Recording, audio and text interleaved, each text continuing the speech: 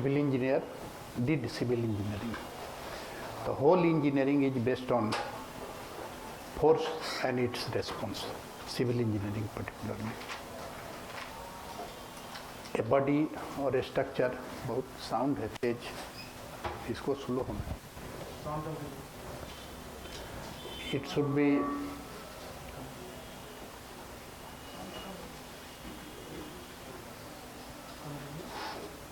all within limits, and the load should be safely transmitted into a space while maintaining the structural integrity. This is the basic definitions of a structure. There are two things. Load will act on the structure and there will be different type of responses. These responses may be stress induced inside, and you have to examine the clear inside phenomena, what is going on. A stress is there, a strain will there, a strain energy will be there, torsion will be developed, moment, axial thrust, all these will be the possible responses. And that as a civil engineer you have to analyze all these responses, and any one may be a cause of failure of the structures. And we have to design the structures so that it should carry the load safely and transmit it into a space while maintaining the structural integrity. या बहुत सारे लड़के सबसे पूछते हैं structure का definitions, तो वह नहीं जानते हैं, क्लियरिटी नहीं है. पढ़ लिया आप, तो इसको बेसिक चीज़ को समझना है. And the whole civil engineering is based on mechanics. तो mechanics study, what is mechanics? First of all we should understand mechanics is nothing but the application of force and its effect or response.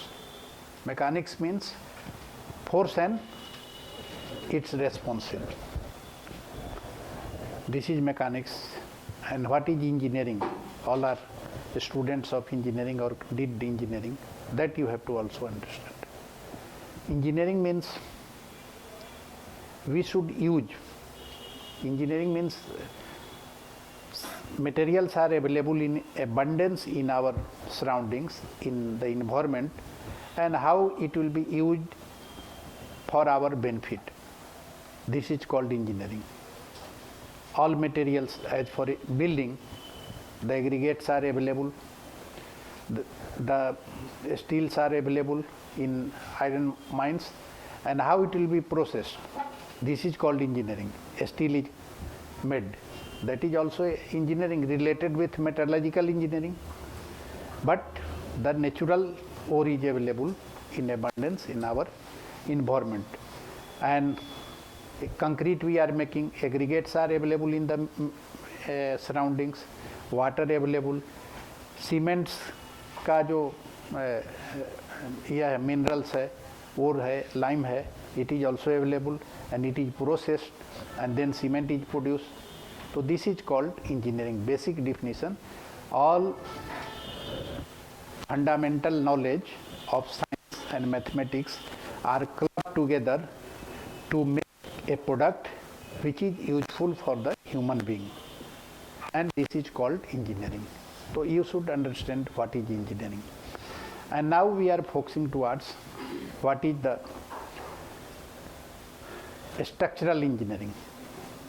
Engineering of structures. So first of all, you have to understand there are two things, analysis and design. And try to understand the system approach involved the civil engineers. Before analysis, we have to plan something. Suppose I want to construct a building, then first of all, plan will be prepared, means the building drawing will be prepared. Okay? Then it will be, layout will be made on the earth, on the ground, layout of building as per the space available to you. It is all related with the planning or any type of surveying for determining the leveling elevations of that ground where earth is required to be filled or not. For that we have to calculate the reduced level. A practical use, what knowledge? So you move slowly and slowly from first year to final year. In first year we read mechanics. First of all we read mechanics and basic electrical engineering and mathematics and physics and chemistry. This is the syllabus stipulated for all first year engineering students, I think. Or now it is a day fundamental of information technology, communication skills or English. This is the, so first course is mechanics for engineer. तो mechanics का basic definition है force and its response, force and effect is mechanics. Now you come to understand mechanics, force, how force will be manipulated and how force will be applied on the structure. So there will be response, stress will generated, strain will be there. But in first year, just to understand mechanics and force, some riders are imposed. That is in form of assumptions. That this is the mechanics, first year mechanics is mechanics of rigid body, not deformable body. Mechanics of rigid body means the force will be applied, but there will be no response. There should be deformation, zero deformation, no deformations in first year. Then how force will be manipulated and how force is defined. The force has been defined by Newton's का four law. If the resultant, अब आएगा concept में how force will be manipulated on the body. तो equilibrium का concept generate करेंगे. सब पढ़ते हैं आप लोग, हम भी पढ़ते थे. तो हम पढ़ते थे न्यूटन्स लॉ हिंदी स्कूल में 8वां तक, अंग्रेजी सीखे 8 के बाद. तो मैं भी पढ़ा न्यूटन्स लॉ 8 9th में कि बॉडी अपने गति अवस्था में रहेगी, गतिमान रहेगी या स्थिर रहेगी जब तक कि बाह बल उसे उसके डिस्टर्ब को. तो यह समझने में, हिंदी समझना बहुत मुश्किल है. तो इस स्टेटमेंट को जस्ट हम अंग्रेजी में बताते हैं आपको, और एक पिक्चर के माध्यम से you draw the body on your copy just to understand Newton's first law. This is the body. It is a collections of large number of small particles and it is subjected to force 0. Resultant force acting on the body is 0. जो आप कह रहे हैं कि antinulness बाह बल ना जाए, वही चीज़ है. Resultant force is acting on the body is 0. The body will remain its original position whether it was in rest or in motion. इसको ऐसे समझिए, जब ये रेस्ट में है तो रेस्ट में रहेगा एंड मोशन में है तो मोशन में रहेगा जब तक कि कोई फोर्स इसको डिस्टर्ब न कर दे. तो here force is 0. The body will remain in its original position whether it was in rest और in motion. This is the statement of Newton's first law. अब सेकेंड लॉ, इसी फिगर को थोड़ा एक्सटेंड कर दीजिए. अब कह रहे हैं कि resultant force acting on the body is not 0. मतलब जो एक्सटर्नल फोर्स है now it has come in to play. Resultant force acting on the body is not 0. The body will accelerate in the direction of applied force and that force is directly proportional to acceleration. This is second law. ठीक है, एक picture से सब कुछ कितना आसान है समझना, थोड़ा सा दिमाग लगाइए. Now the third law.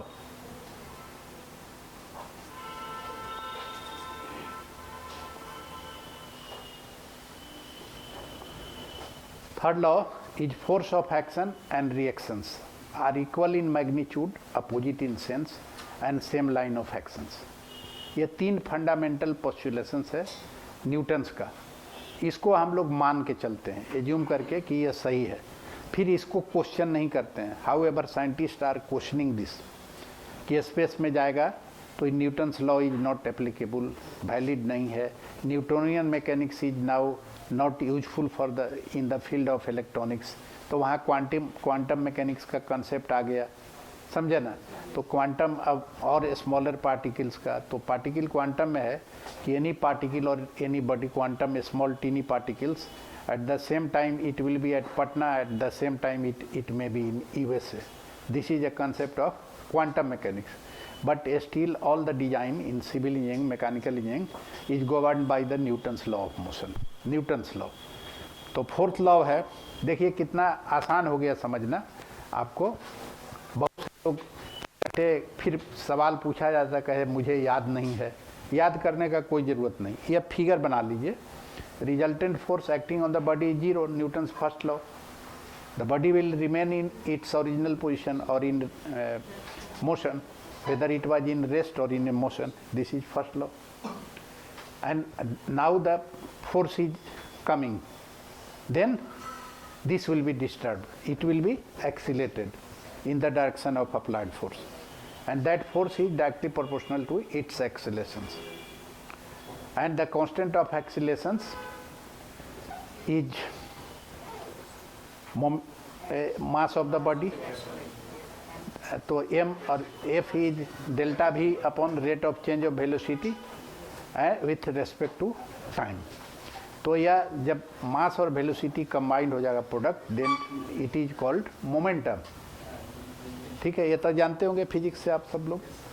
तो इसीलिए small force in A vehicle, तो कहता है 20 किलोमीटर भी स्पीड में अगर गाड़ी कोलाइड करता है तो इतना मोमेंटम जनरेट होगा कि उसमें भी आदमी का डेथ हो जाता है, all due to momentum. Body का मास एंड उसका वेलोसिटी का प्रोडक्ट, उससे इतना कोलिजन होता है कि 20 किलोमीटर के रफ्तार में भी गाड़ी अगर कोलाइड करता है। खास करके सबसे वनरेबल है rider on the road is motorcyclist, उससे भी ज़्यादा वनरेबल है साइकिलिस्ट, पेडेस्ट्रियंस। यह लोग बहुत वेरिएबल्स है टू डेथ। तो रोड सेफ्टी भी हमारा सब्जेक्ट है सिविल इंजीनियर्स का। तो हमारा विजन यह है टू मेंटेन सेफ्टी, चाहे रोड कंस्ट्रक्शंस में हमें जाना है, करियर बनाना है, तो विजन ऐसा रखे जिसको कि रोड में जाना है। रोड में विजन ऐसा होना चाहिए कि we should bring the accidents on the road to level 0। I mean to say कि देयर इज, या विजन, इतना बड़ा विजन बनाइए एज ए सिविल इंजीनियर। अगर रोड में इसमें से कोई हाईवे इंजीनियर बनता है या जो भी है जिस डिपार्टमेंट में है, अगर इरिगेशन इंजीनियर बनते हैं तो विजन होगा कि each land will be irrigated. अगर पीएचडी में जाते हैं तो each and every one will be provided with clean water and sanitations. यह इतना बड़ा विजन होगा, इतना बड़ा विजन होगा आपका एज इंजीनियर, तब आप एक सफल इंजीनियर, उस दिशा में उस सपनों को चेंज करना है। This is called life. मैं थोड़ा मोटिवेशनल भी, कुछ लिटिल बिट नॉलेज साथ साथ चल रहे हैं। तो इंटरव्यू में वहाँ आपको काउंटर फोर्ट रिटेनिंग वाल का ये नहीं कहेगा कि यू मेक ए डिज़ाइन, या आपका गडर का डिज़ाइन नहीं कहेगा। इंटरव्यू में होगा कंसेप्ट का बात, कि you just explain your concept, कि आप क्या concept as a civil engineer आप ड्रॉ किए। तो एक बहुत सिंपल सवाल पूछा हमने, स्ट्रक्चर, तो कोई लड़का नहीं डिफाइन करता है, बताने के बाद भी पता नहीं क्या हो जाता है। सर्किल का एरिया जैसे पूछे, सब लोग एरिया का जानता है कि एरिया का वैल्यू πr², और nobody is able to answer this how it is. तो यह सब छोटे छोटे सवाल है अनुत्तरित, जहाँ भी पढ़ रहे हैं उसको समझने का। जैसे बॉडी का बात कर रहे हैं, रट रहे हैं, body, what is body? Body it is a collection of A small number of particles. ये बॉडी का फॉर्मेशन हुआ, और इस ढंग से ये स्टील बना, इसमें क्या है, there is a small number of particles and all combined together with a internal force. अब यहाँ फोर्स जब लगेगा, फर्स्ट ईयर में जो हुआ, फर्स्ट ईयर में, तो हमने कहा कि there is no deformation, just कि कंसेप्ट आपको क्लियर हो जाए। अब क्या है, एक और इसमें राइडर लगाते हैं, एक और हाइपोथेसिस है, एक और एजम्पशंस है, that is a concept of continuum. आप में से कितना लोग कंटिन्यूम का कंसेप्ट जानता है? बोलिए। Continuum, anybody can define continuum, concept of continuum. Water continuum है और गैस कंटिन्यूम नहीं है। देखिए अब हम कंटिन्यूम का कंसेप्ट पूछ रहे हैं, समझे ना? तो कुछ ऐसे ही अंदाज से नहीं जानते हैं तो नहीं बोलने का है। इंटरव्यू का पहला सिद्धांत ही है, अगर हम नहीं जानते हैं तो कुछ ऐसे नहीं बोल देंगे, it will create a bad impression. आप एक एग्जाम्पल दे रहे हैं, I am about the definition of कि वाटर कंटिन्यूम है, कंटिन्यूअस फ्लो कर रहा है, but gas is not like that. I am not asking this, I am asking the concept of continuum. What is this? In terms of body, because I am going to treat a body, action of force on the body, then हम क्या rider लगा रहे हैं यहाँ पर कि the body particles will be continuously distributed. There is no voids inside the body, no gaps. अगर void, but in reality voids and gap will be there. In reality voids and gap will be there. But we are assuming that there is no voids, no cracks. Why? Because we are not able to apply the mathematical equations. Continuous जो field है उसके लिए integration calculations हम कोई apply नहीं कर सकते। तो यह बहुत इंपॉर्टेंट कंसेप्ट है मैकेनिक्स का, जो भी किताब पढ़ेंगे आइदर ऑफ सेम्स और वियर एंड जॉनसन, तो यह पहला पोस्टुलेशंस इसका वियर एंड जॉनसन के किताब में होगा, the concept of continuum. And the body will be homogeneous, the body will be isotropic, the body will be continuously distributed.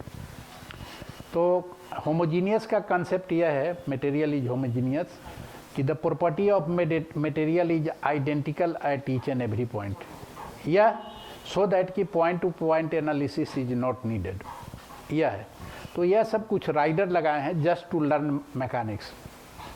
Newton's के 3 लॉ तो बता दिया हमने। फोर्थ लॉ है, if two body is separated at some distance which is D, then there will be a force between the two body, and that force is directly proportional to product of mass and a square of distance.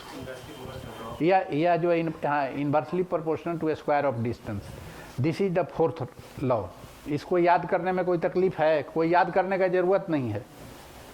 अच्छा, 5वां principal है mechanics का पढ़ने का कि how force will be manipulated.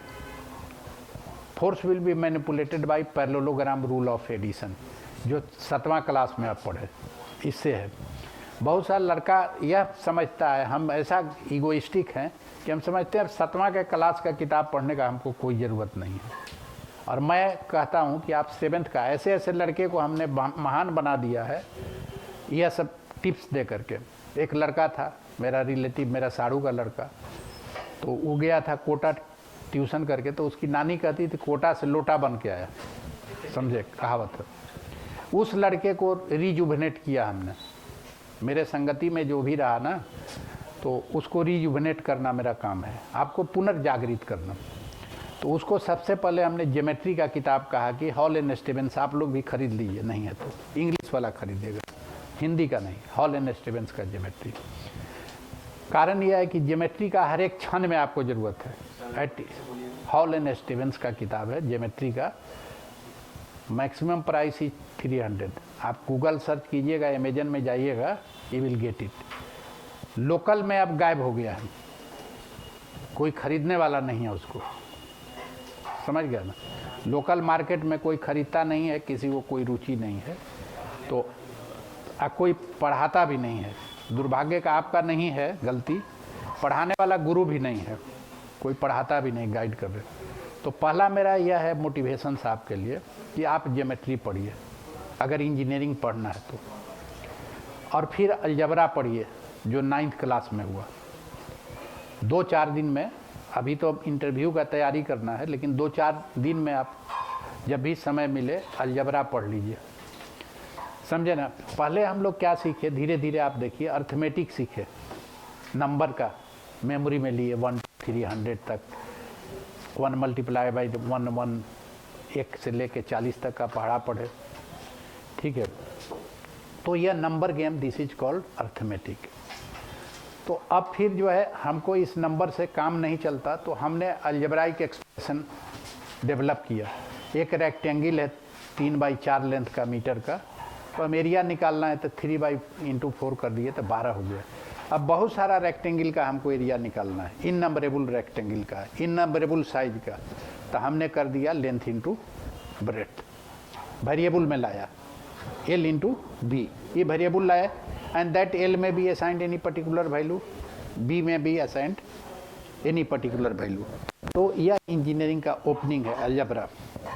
आप जब 9th class में थे तो क्वाड्रेटिक इक्वेशन सोल्व करने के पहले लीनियर इक्वेशन x + y = 2, इस ढंग से लीनियर इक्वेशन सोल्व करने का सीखे हम लोग, जिसमें दोनों वेरिएबल x और y दोनों लीनियर है।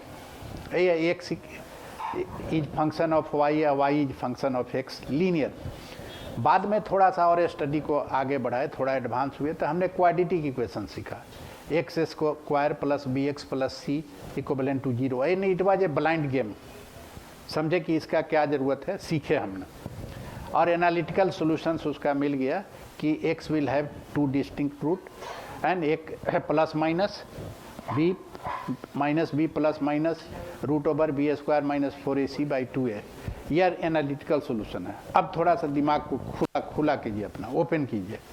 The study of engineering is not limited to quadratic equation.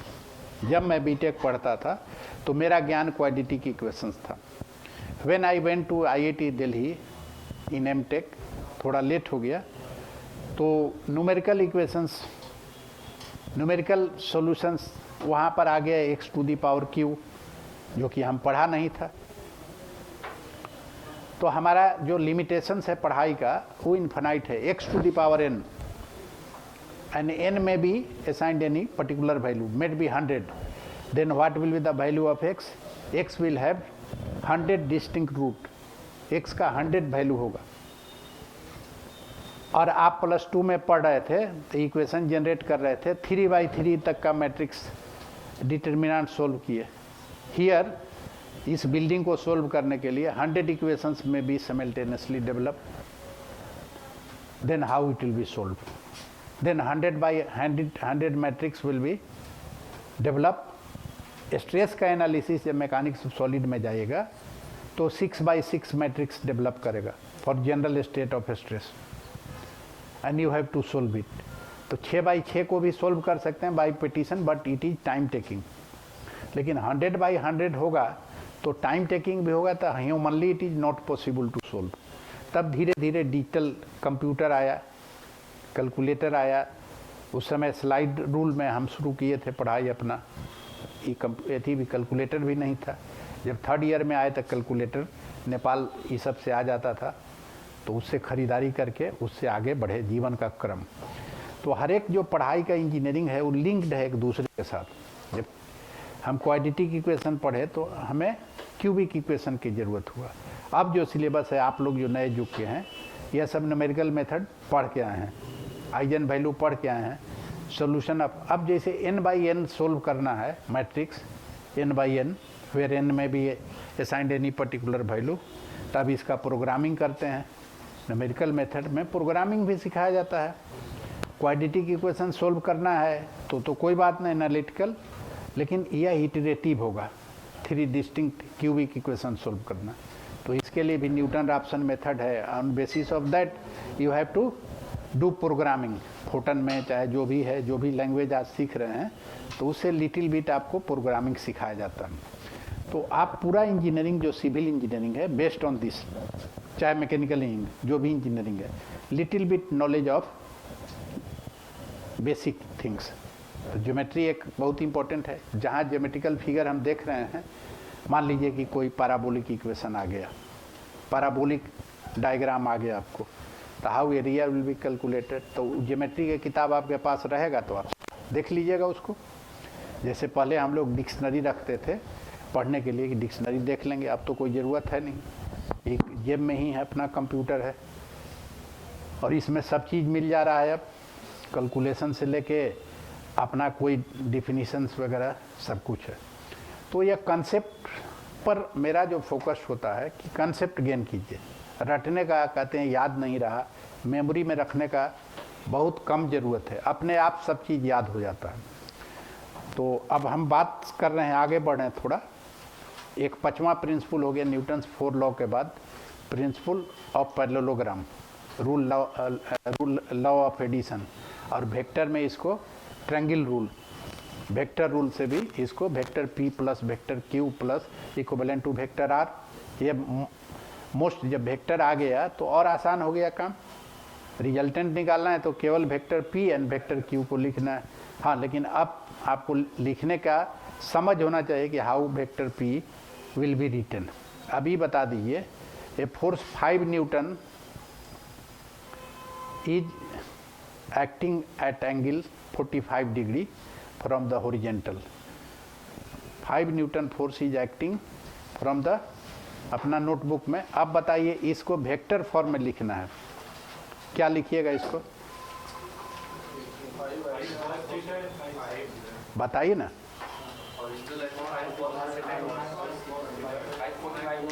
हाँ, कॉस थीटा मत कीजिए, हम 40, हाँ, और बस यही हो गया रॉन्ग आंसर। और बता, 5 cos 40 degree I plus 5 sin 45 degree जी ठीक है, it is a right answer. आप समझ रहे हैं, सब लोग की ज्ञानी हैं लेकिन गलती कर रहे हैं, ठीक है ना। एक और फोर्स Q है जिसका कि 10 न्यूटन है value, and it is acting at angle 30 degree. अब इसका रिजल्ट निकालना है। अभी देखिए कितना क्लियर हो जाएगा आपका दिमाग।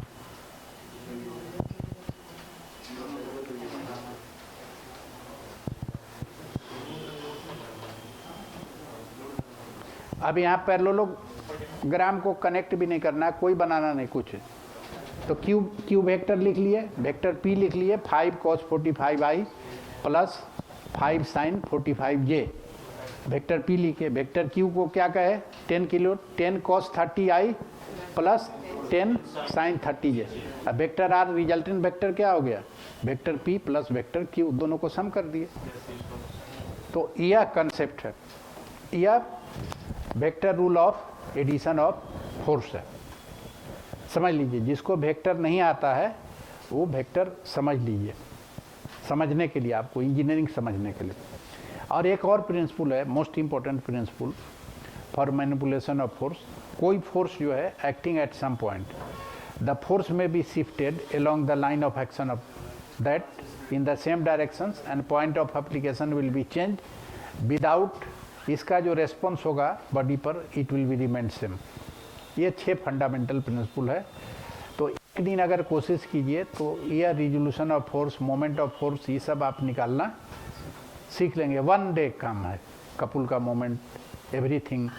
अब एक जो इम्पोर्टेंट है, जो इंजीनियरिंग में सबसे ज़्यादा ज़रूरी है, वो प्रॉपर्टी ऑफ एरिया। हमेशा मोमेंट ऑफ इनर्शिया आपको एरिया का निकालना आएगा, आई मोमेंट ऑफ इनर्शिया ऑफ। अब मान लीजिए टी बीम है, तो बहुत सा लड़का टी बीम में दिमाग खराब होने लगता है, इसलिए कि वो लेंथ इनटू ब्रेड्थ एरिया जानता नहीं है। वही कंसेप्ट जो ज्योमेट्री का है, जो कि ज़्यादा लोग जानता नहीं है। जब टी बीम आ गया तो कहिए कि ना रेक्टेंगुलर बीम आता था हम कर देते, टी बीम आ गया इसलिए हम नहीं किए। तो इट इज ऑल सिंपल, जितना ज्योमेट्रिकल शेप होगा सिंपल होगा। 2 मेथड है इसको, एक है कि 2 ट्रायंगल मान ले, 2 रेक्टेंगल कर ले, और उसमें से फिर 2 को घटा देंगे तो मोमेंट ऑफ इनर्शिया मिल जाएगा। मान लीजिए कि आपको अनइक्वल आई सेक्शन आ गया, नीचे का फ्लैंज लेंथ डिफरेंट है, टॉप का अलग है, फिर लड़का इसमें जा कर के आप जगलरी करने लगते हैं, दिमाग खराब होने लगता है। It is all simple. तो इसीलिए बोल रहे हैं कि ज्योमेट्री का किताब आप अपने साथ रखिए। और एक किताब बहुत अच्छी किताब है, बहुत सस्ती किताब, बहुत पॉपुलर किताब, R.S. अग्रवाल, जो प्लस 10 और 11 12 तीन वॉल्यूम में है। 10th के लिए अलग है, 10th का कोई ज़रूरत नहीं, 11th और 12th के लिए। उसमें इतना ब्यूटीफुल्ली यूनिट सर्किल के कंसेप्ट दिया है, जिससे पूरा आप ट्रिगोनोमेट्रिकल इक्वेशन सब डिफाइन कर सकते हैं by geometry. Very simple idea. कोई याद करने का साइन 2a का फार्मूला याद करने का, cos a plus cos b का कुछ याद करने का, it will be develop by a simple unit circle. Concept gain करने का आर एस अग्रवाल का 11th के किताब में आपको मिलेगा। इस ढंग का बहुत सारा कंसेप्ट आर एस अग्रवाल, जिसको कि बहुत सारे लोग सोचता है ये आर एस अग्रवाल का किताब है, पॉपुलर बुक है, वह किताब जो है वेरी इंपॉर्टेंट बुक, और उससे हम पूरा किताब को पढ़े हैं अपने बेटा को पढ़ाने के लिए, फिर से अपने बेटा को पढ़ाने के लिए उसको हमने प्रैक्टिस किया। तो अब आपका जो भी इंजीनियरिंग का प्रॉब्लम है, स्टैटिक से रिलेटेड, बिल्डिंग से रिलेटेड, ब्रिज से, वो ज़्यादा प्रॉब्लम जो है आपका न्यूटन्स फर्स्ट लॉ और थर्ड लॉ पर बेस्ड है। Force of action and reactions are equal and equilibrium conditions.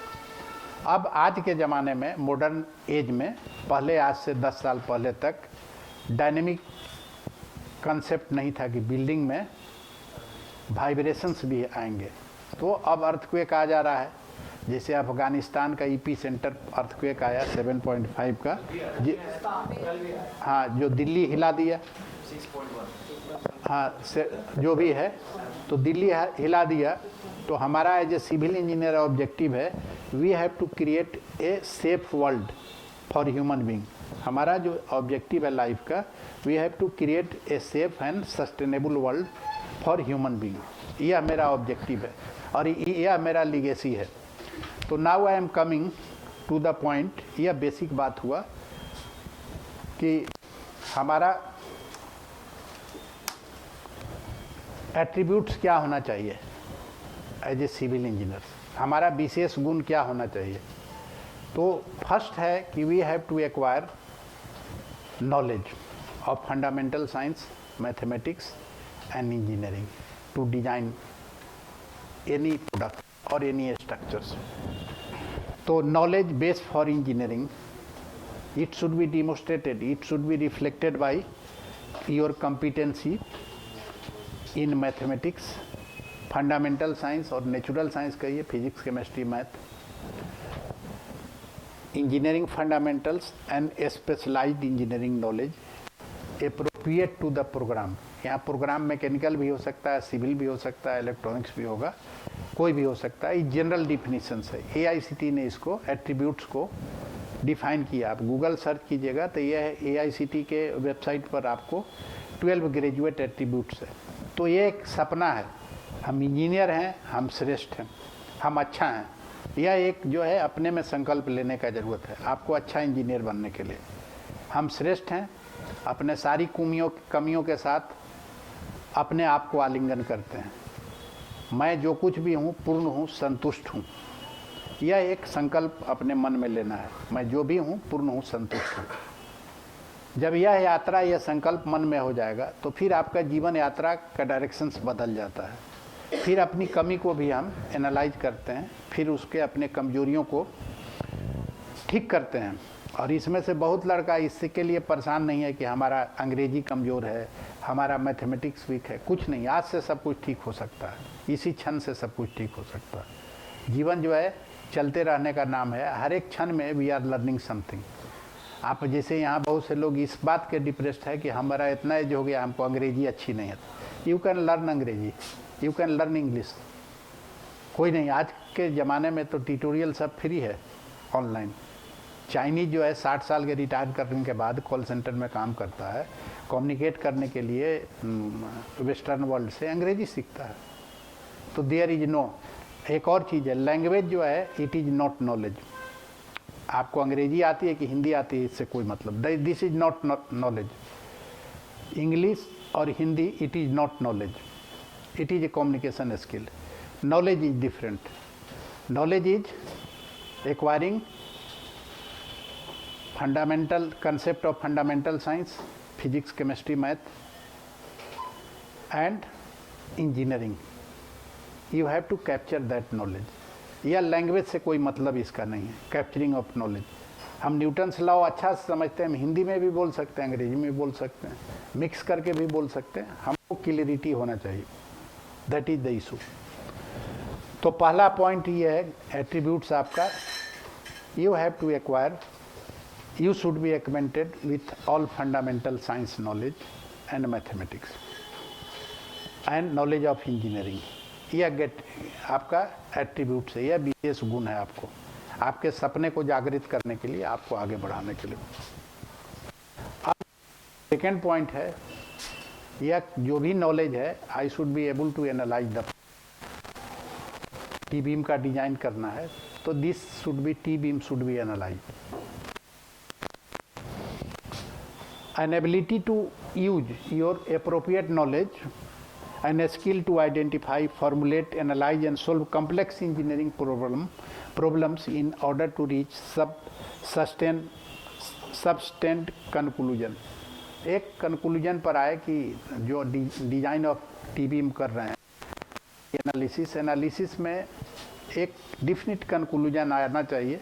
I mean to say कि due to loading in this beam how much stress will be develop, how much should be area, how much should be reinforcement, so that it should receive the load, transmit load safely into space। यह engineering का analysis and design, two parts of the game. अब साथ साथ तीसरा है, design बाद में आ रहा है, before that you should be able to investigate. जो मटेरियल यूज कर रहे हैं, जहाँ पर आप सॉइल पर बिल्डिंग बना रहे हैं, ब्रिज बना रहे हैं, उसका इन्वेस्टिगेशंस का मेथड यू शुड नो। और जो मटेरियल यूज कर रहे हैं उसका इन्वेस्टिगेशंस का मेथड यू शुड नो। अब मान लीजिए आप मटेरियल यूज करेंगे स्टील, तो स्टील का टेस्टिंग तो सिखाया गया ना, इसीलिए तो सिखाया गया कि you should test the steel in the lab. कितना लोग हैं जो स्टील का टेस्ट करके क्या इन्फॉर्मेशन लिए हैं, बता सकते हैं? बता। हाँ हाँ, यूटीएस क्या होता है? हम पूछ रहे हैं स्टील का टेस्ट से क्या इन्फॉर्मेशन थी। यूटीएस तो एक मीडियम होना जो मशीन पर जिसमें टेस्ट किए। आप खड़ा हो जाइए, बताइए। आप लोग लगता है इतना ही नहीं जानते हैं। अब बताइए क्या इन्फॉर्मेशन आप लिए स्टील का टेस्ट से? यील्ड स्ट्रेंथ, हाँ बताइए यील्ड स्ट्रेंथ। क्योंकि उसके बाद परमानेंट प्लास्टिक डिफॉर्मेशन हो जाता है। ठीक है, तो एफआई का एक वैल्यू होता है उसका, जैसे कि -3 होगा तो उसका होगा एफई 250। ठीक है, ये तो होगा, कोई जरूरी नहीं, ये तो कोड का बात नहीं पूछ रहे। यील्ड स्ट्रेंथ निकालते हैं, और क्या निकालते हैं?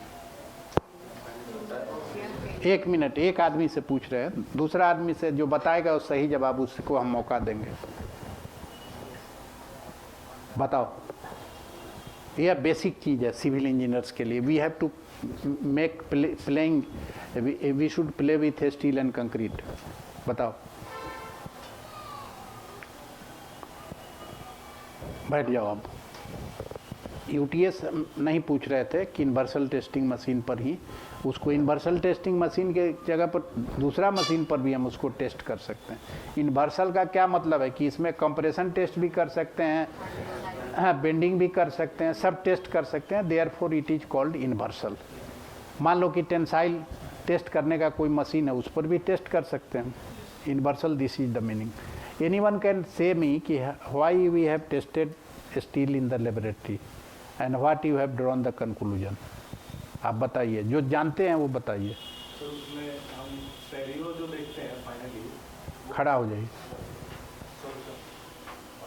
इनिशियली तो हमें पता चल जाता है कि किस स्ट्रेस के बाद वो व्हील करना शुरू कर जाता है। ठीक है, ठीक है, एक सर्टेन वैल्यू के बाद ये रिलेशनशिप खत्म हो जाता है।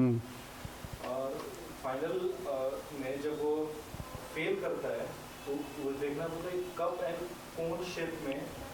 यह तो आपका यील्ड स्ट्रेंथ मिला, आपको अल्टीमेट मिला और फेलुअर हुआ। इसके अलावा कुछ इससे इन्फ्लुएंस?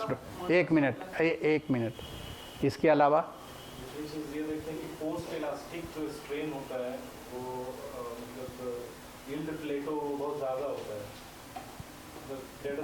उसको तो मेजर नहीं किए थे आप, उस स्ट्रेन को यील्ड के बाद कि किए थे? वो जब हम यूटीएम पे चेक करते हैं तो programming at the same time जो ग्राफ प्लॉट होता है तो वो।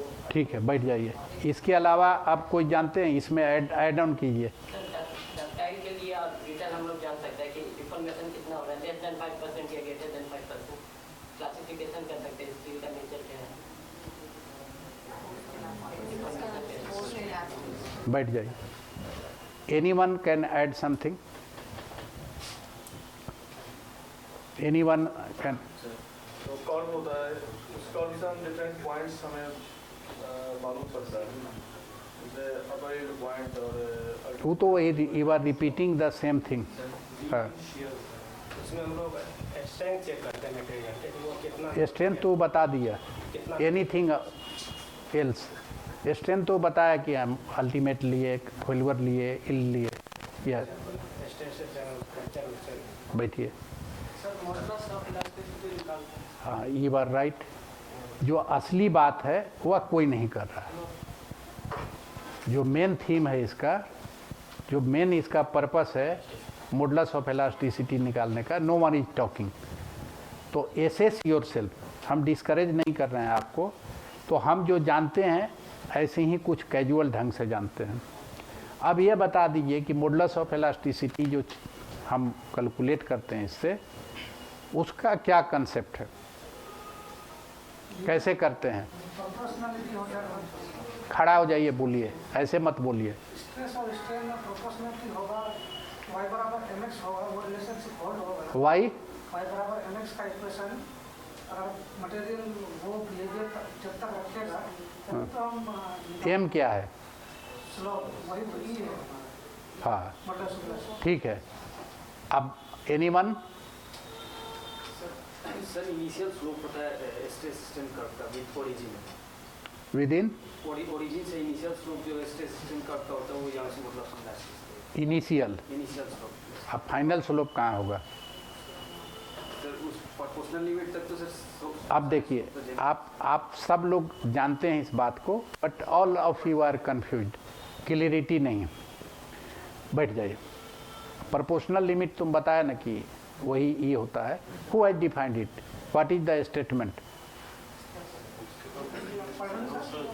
स्टेटमेंट ऑफ जो तुम कह रहे हो कि स्ट्रेस स्ट्रेन का मॉडुलस ऑफ इलास्टिसिटी निकालते हैं, Y is proportional to X, Hooke's law. What is the statement of Hooke's law? एक आदमी से. Strain is directly proportional to stress. हाँ बोलो. Stress is directly proportional to strain up to proportional limit. हाँ, this is the statement. This is the true statement. अब क्या है, एक फिर फिगर आप लोग बना लीजिए जो मैं कर रहा हूँ. इसको समझिए. ज़्यादातर लोग इसी को नहीं समझ रहे हैं और हम आगे पूरा इंजीनियरिंग पढ़ लिए. ब्लैक बोर्ड रहता तो मैं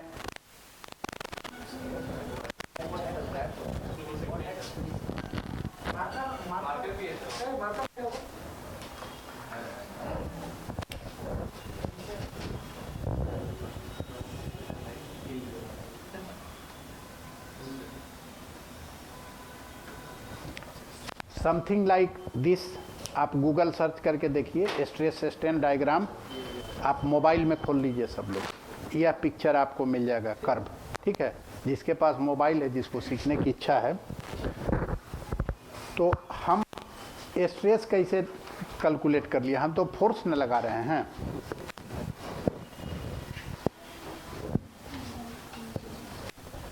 और डिफॉर्मेशन मेजर कर रहे हैं. अब आप कहे कि हम स्ट्रेस मेजर कर रहे हैं. हम तो फोर्स लगा रहे हैं और फिर डिफॉर्मेशन मेजर कर रहे हैं. आप इसको समझिए.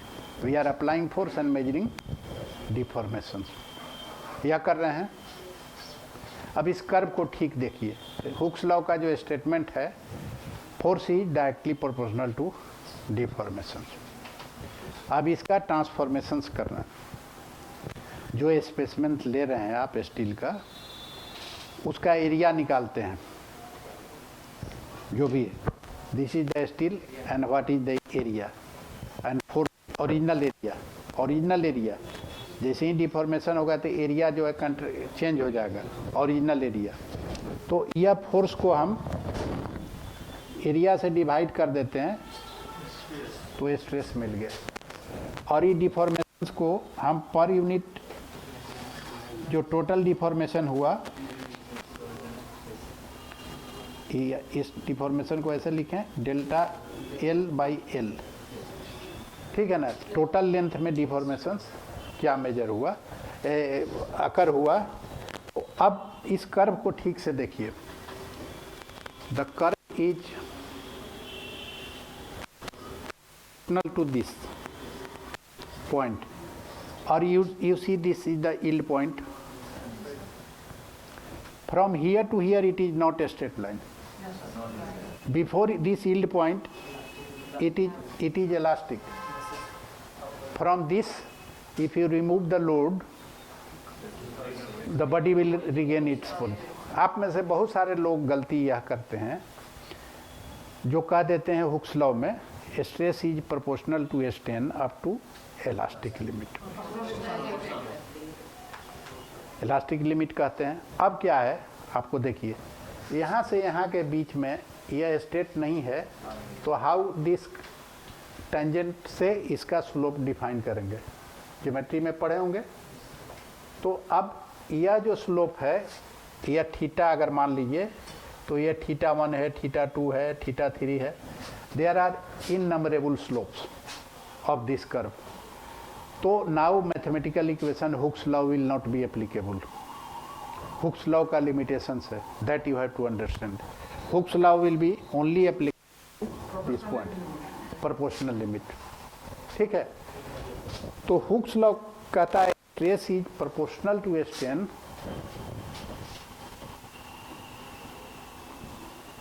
Up to limited to proportional limit. यह इसका स्टेटमेंट है। आप सोचिए, अब तो क्या करते हैं उस लेंथ से, यह जो स्लोप है, हुक्स लॉ कहा कि stress is proportional to, and if you remove this then it is stress is a constant which is Young modulus of elasticity times strain, and this is nothing but ये theta क्या हो गया, stress by यह हो गया, and this theta is Young modulus of elasticity which will be remained constant. अब यहाँ से यहाँ तक यह थीटा 1 E1 हो गया, E2 हो गया, E3 हो गया, इननंबरेबल। अब कोई ऐसा मटेरियल है जिसे कंक्रीट ही है, इसका